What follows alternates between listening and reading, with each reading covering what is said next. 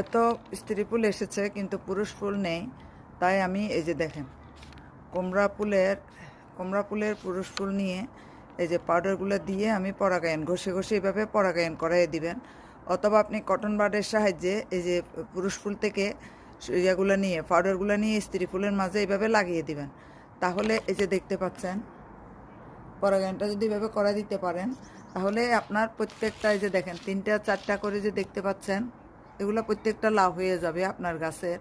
তো আপনারা যদি এইভাবে লাউ করতে চান তাহলে এই কাজটা অনায়াসে করতে পারেন। তো এইভাবে পরাগায়নের ফলে কিন্তু লাভ হয়েছে, এমন না যে লাভ হয়নি। তো আপনাদের আমি দেখিয়ে দিচ্ছি যে যে এই কুমড়া ফুলগুলো দিয়ে কিন্তু পরাগায়ন করিয়ে আমি দেখেন এই লাউটা কত বড় হয়েছে।